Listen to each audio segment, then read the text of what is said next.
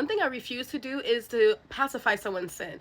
I refuse to be in a close friendship, whatever, with somebody in my circle who I'm pacifying sin. They know they're doing wrong, and here I am being a so-called friend to them. That's not a friend. That is not a real friend. The world teaches you a friend is to be there at the person's time of need and just to make sure you're always, you hanging out with them, you calling, you chit-chatting. But the thing is, that is actually not what a good friend would do. A good friend would warn you of the danger. A good friend would try to help you escape from the danger, not allow you to stay in that danger.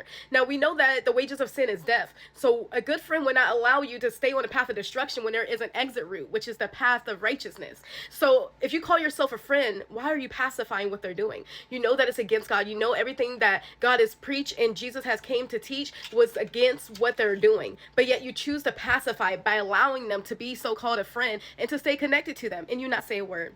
Now, a lot of times we have to separate ourselves from people who aren't willing to grow with us spiritually, because it can hinder our growth. It can hinder how God is trying to use us.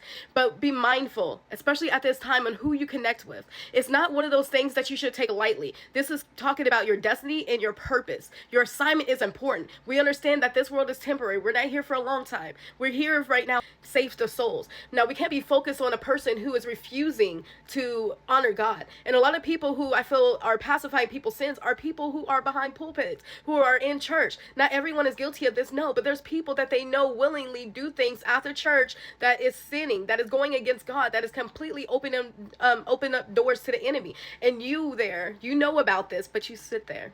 You sit there in a congregation, you sit there in a friend group, you cheer them on, all these things. You allow them to continue. Once you give the warning, you gave the warning, your hands are clean, there won't be any bloods on your hand, you walk away. Why stay in a friend group or a circle that is not going to benefit you but hinder you?